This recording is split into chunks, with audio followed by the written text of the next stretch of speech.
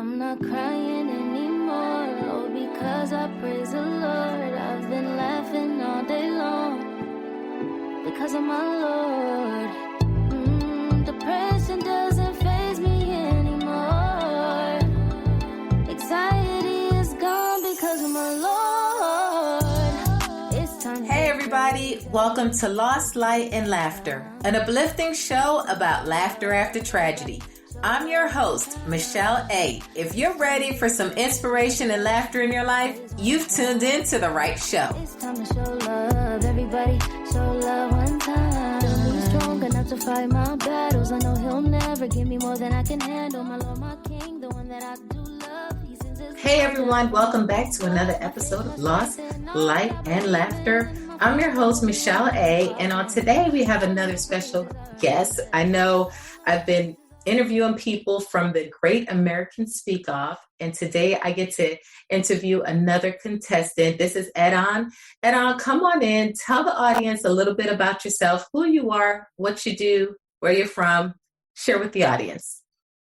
Hi, my name's Etan. I'm from Jacksonville, Florida, originally.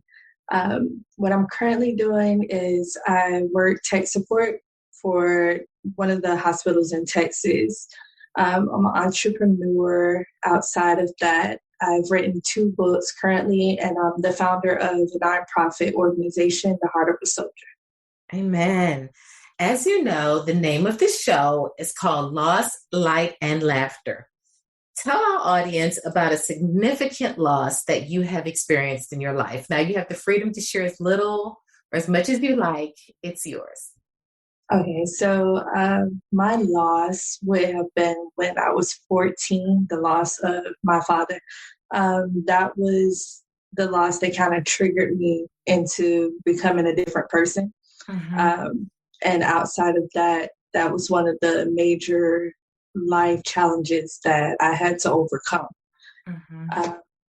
It was kind of deep being so young and having such a big loss at such a young age.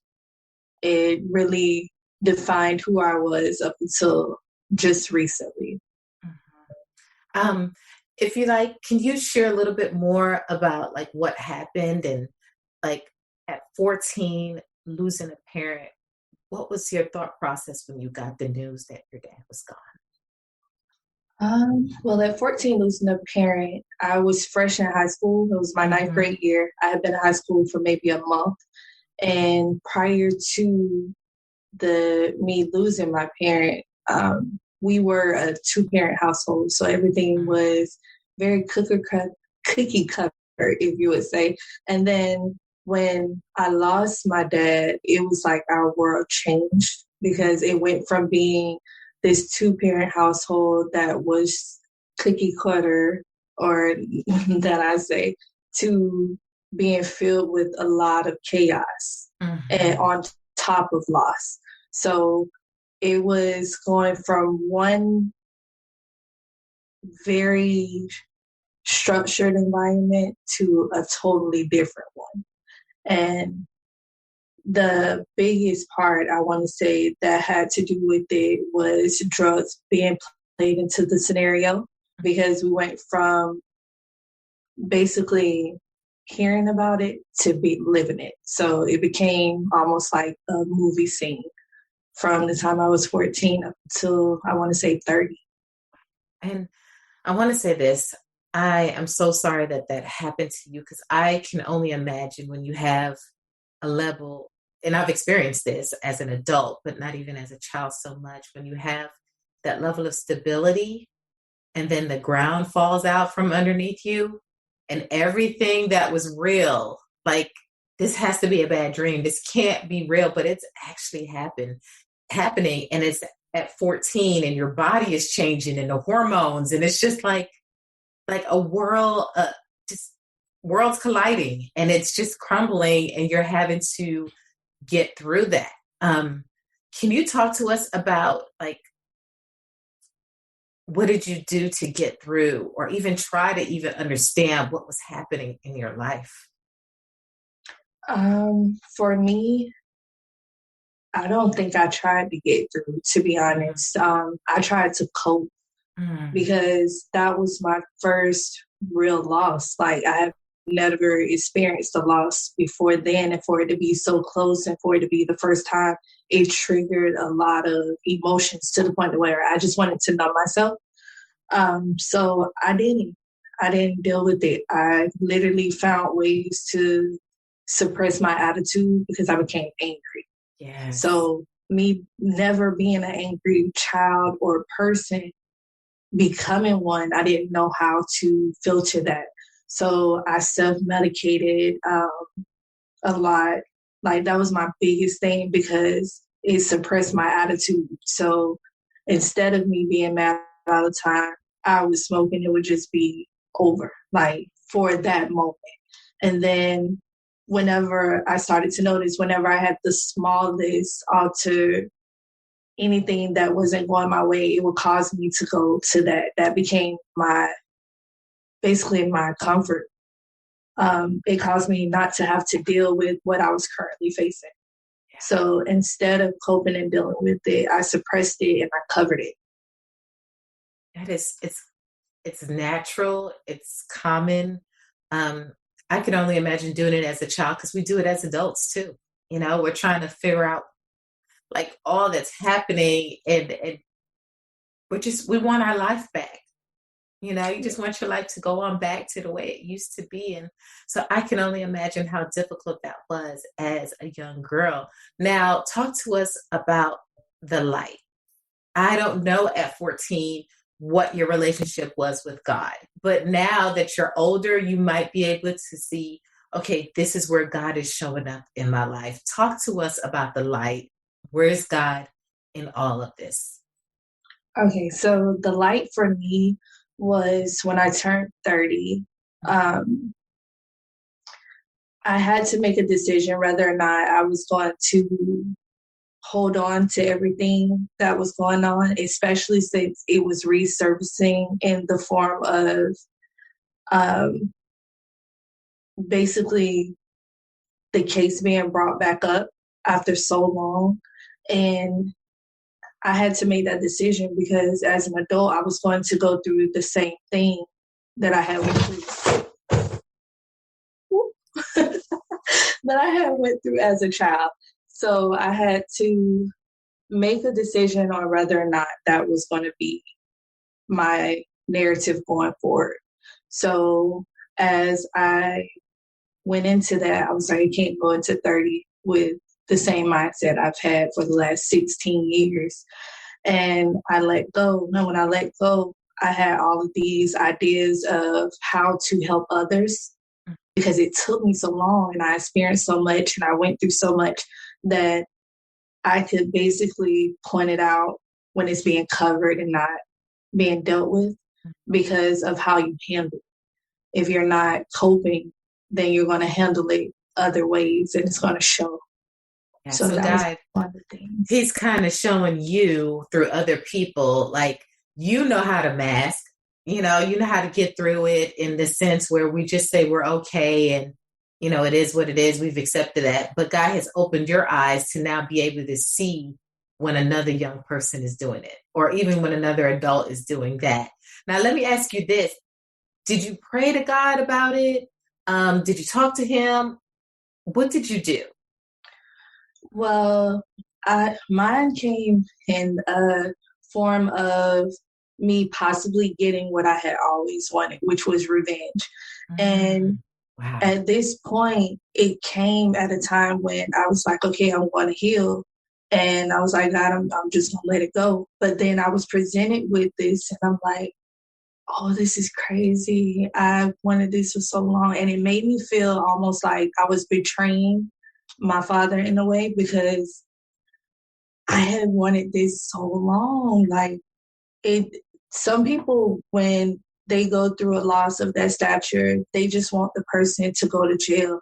That was never my thing. Like, I truly believed in the eye for eye. Like, when it first happened, that was all. It was an eye for eye. I didn't want the jail. I didn't want to have to go to court. I didn't want to have to see. I just felt like it wasn't fair. So when that came about and I had to literally say, nothing is going to bring him back.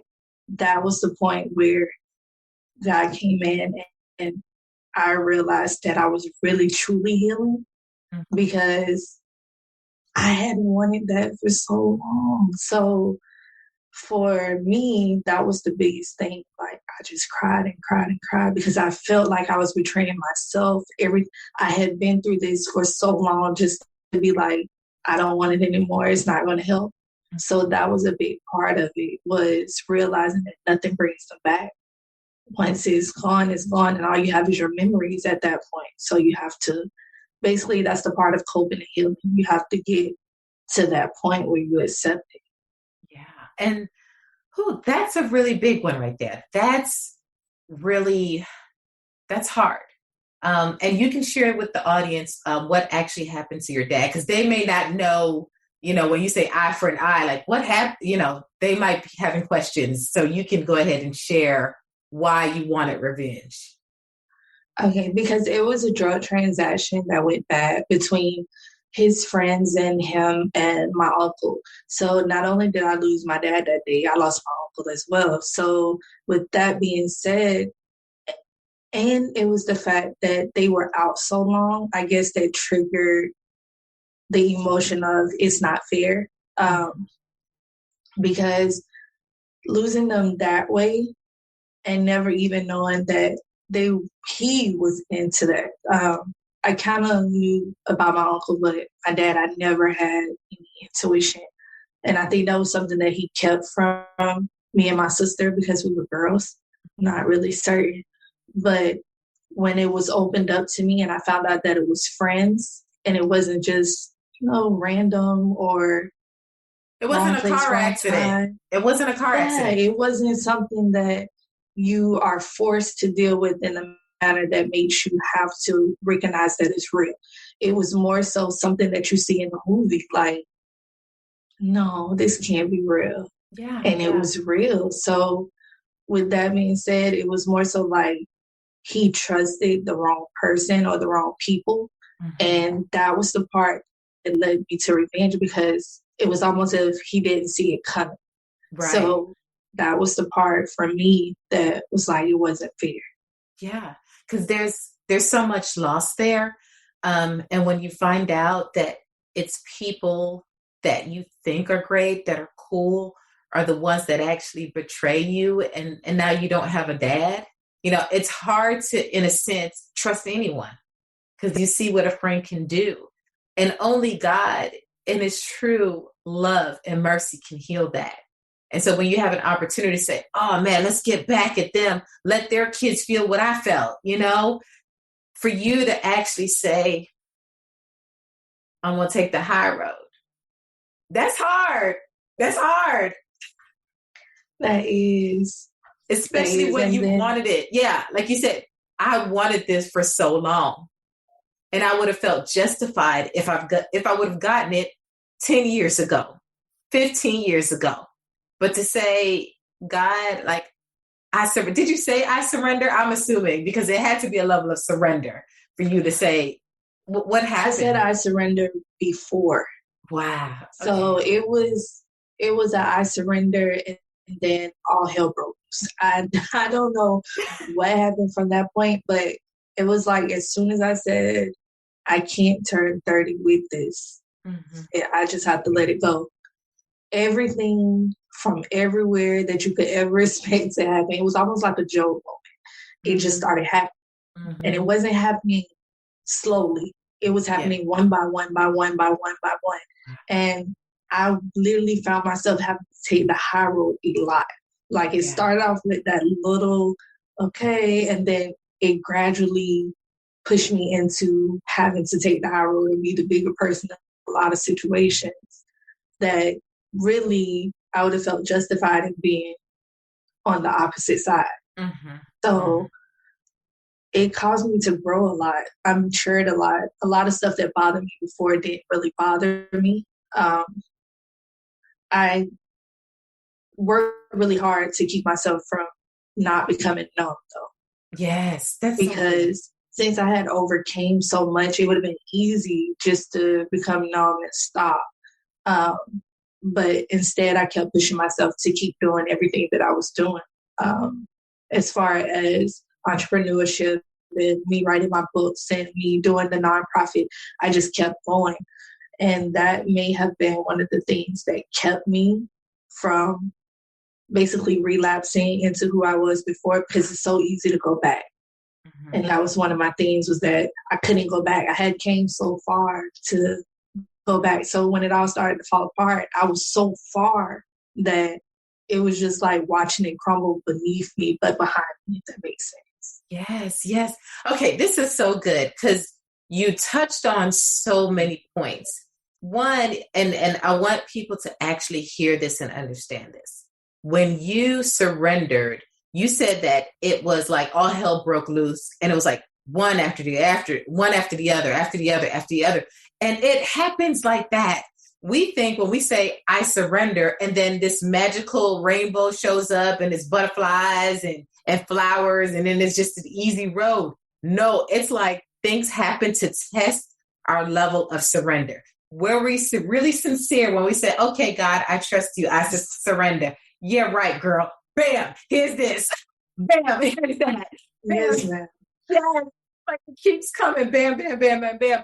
So if you are in a place where you have said, I've surrendered, or I have forgiven, I've released it, and things keep popping up, just know you have to keep saying, I forgive, I surrender, I've let it go. You have to keep doing it. It's not a one and done.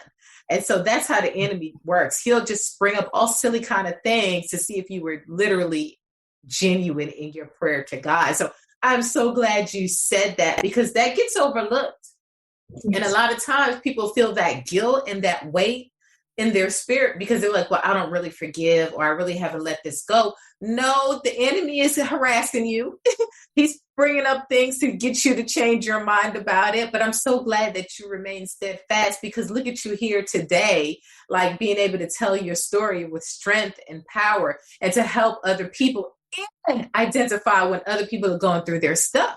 So really and truly, when the scripture says that God will take all the things that the enemy used for evil and turn it around for your good, because you've allowed it, because of your love in your heart. So that is awesome. So I want people to know that this is real and it happens, and what it looks like in a practical life. Okay. Because I don't want anybody to leave this show thinking it just happened real easy for her. She said, I surrendered and bam, we good. No, ma'am. No, sir. That's not what happened. That's not what this lady is saying. So I want to thank you for saying that. Okay. Anything else you want to share on that? No, that was it. Yeah, that's really good. So talk to us now about the laughter part, because that's really heavy to lose a parent and an uncle, and that's just double loss. And then the way it's done, and just taking so many years for you to heal. When do you remember like laughing and feeling that heaviness off of your chest, and I know all of our listeners can relate when you have that weight of just the hurt, the pain, the betrayal. Like, when did you realize you were genuinely laughing from like in your gut, like you felt free? We'll be back after a quick break. Do you want to learn more about the Bible and how it reveals God's plan for humanity? Do you want to discover the connections between the Old and New Testaments and how they form one cohesive story? If so, you should listen to Reasoning Through the Bible, a podcast that explores the scriptures verse by verse with clarity and insight. Join us every week as we dive into the historical context, theological implications, and answers to questions about each passage to see how they apply to our lives today. Don't miss this opportunity to grow your faith and understanding of God's Word. Subscribe to Reasoning Through the Bible. I haven't laughed in a minute. Not like gut read laugh. Going back over when we were discussing appearing on the podcast, and that was one of the things was laughter afterwards. God gave me a laugh. And it was prior to, but it was still in regards to a memory. And the memory that I had was my dad, when I was growing up, he was always my biggest supporter. Like, he was always my protector, my bodyguard. So whatever I did, he never went against it. he would always defend me. But there was one time he just couldn't. And I was in the 8th grade and we had this fundraiser. And during the fundraiser, we were supposed to go around and sell these items. And the person who got the most would get all of these gifts. So me, I went through my grandmother's neighborhood and I didn't get any sales. I think I may have gotten 1 or 2 outside of that. And the stuff that we were selling was so overpriced. Even as a child, I remember looking at it like, this is a little out there, but I wanted the end result. So when we had to turn in our form, I had all of these names on my form, all these names, all these things. And basically the payment wasn't required until after. Mm-hmm. So I turned in the form and then my dad got a call to come pick up the boxes from the fundraiser. We walked into my dance studio and I had it was so many. I had maybe 20 to 30 boxes for these gifts that I had. So when he just looked at them and he just left, she was like, well, wait, you're forgetting. And he was like, no, I think she needs to talk to you about. And I was like, this girl done wrote all these people's names down. Yes. So I had to forfeit the gifts and then they made me sell the items to the staff in the school. So I still had to sell the stuff, but then I didn't get the gifts afterwards. So that was like one of the biggest ones for me as far as laughter in my story, because I couldn't really, my vision was so blurry that I couldn't really remember too much of us having laughter moments. So that being one time where he was forced to put his foot down in a sense, it just made me laugh because it was like, he's like, dang, my girl, she's scheming. Hey, yes, I can't. I know you normally get what you want, but I can't back this one. I can't. I can't. So he told that story to everybody. You know he did. Yes. So that was one of the things that that I remembered as far as laughter that came back to me, because one of the biggest parts of my stories about him is how he always had my back, from little stuff to big stuff. And I never really was a problematic child, but I was slick. I would, if you would let me get away with it, I was going to get away with it. Okay. So Daddy's little girl. That was one of the things that I remember that made me laugh, was the one time that we actually had to be on separate sides. And I had to be okay with it because at that point I was wrong. Girl, you knew you were wrong. Yes. I was wrong. Hands up. I know he probably was telling everybody about that. I can imagine the dad like, girl, you know what she did? Baby girl, everybody like, no, not her. Yes, baby girl did that. Yes, ma'am. Oh my goodness, that's awesome. Oh, I love it. But that's what dads do. They have your back until they can't. Yes. And you don't force my hand. Oh my goodness. So, all right. So talk to us, tell our audience, do you have any advice for a young girl who may be experiencing this type of loss, where it could be a murder. It could be someone losing their parent because of a drunk driver, right? That anger of losing dad. Like, young girls, we need our dads. We need them. And so do you have any advice that you would tell a young girl that's right now, maybe 14, 15, maybe even 16, that has lost her dad and what she might be experiencing right now, to kind of help her just get hope for the future? Yeah, and it sounds a little rough, but the thing that took me 16 years to grasp is nothing brings them back. So we harbor all of the anger, the resentment, the revenge, all of it as part of not wanting to let go. But in us holding on, which is okay, nothing brings them back. So it's coming to the reality that we have to cope, because nothing is going to bring them back. So basically and we're distorting the memory by turning it into all of the emotions that are given to us from the death. So it's not something that we had prior to, but it's something that we carry once we experience that loss. So by carrying that, our loss becomes distorted with that. So you always want to remember your loved one in a highlight, not in your low and gloomy state, because that's not who they were before. That is really good. That is really good. And I've met people that that are in that place. Yeah. And to say that it does distort their memory, that makes so much sense. It does. That's really, really good.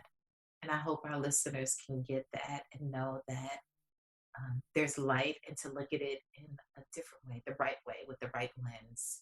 And I'm glad you actually said that it took you some time. That's almost 16 years. That's a long time to Yes, get there. ma'am. And yeah, it takes some time. And it's okay. We can't rush it, but I'm glad you're able to identify that no amount of anchor will ever bring them back. Yeah, that's really, really good. Okay. Man, this is coming to a close. Yes. Let the audience know where they can find you if they want to just reach out, because there might be a young girl. I have some teens that listen to the show. Let them know where they can find you, if it's okay to reach out to you and talk to you about this. Oh, yes, that's fine. My website is theheartofasoldier.org. On there, we actually help young adults partner with different therapists, some that are within insurance, outside of network of insurance, and partner you with someone that you can speak to, because that's one of the biggest parts of coping, is having someone that you can talk to that can interpret what you're saying, basically. They may not feel you, but sometimes being on the outside looking in gives you a lot more direction than being in the same environment with you. That's really good. Thank you so much for coming on the show. And I hope everyone will have an opportunity to, what we're going to do is we're going to put, you said it's theheartofasoldier.com? .org. .org. We're going to Yes, go ma'am. ahead and put that link in the description box if you want to connect with her and have this conversation. I want to thank you so much for coming on and sharing your story on Loss, Light, and Laughter. That concludes this episode. Thank you. It's time to show love, everybody. Show love one time. It's time to give praise, everybody. Give praise one time. Yeah, it's time to show love.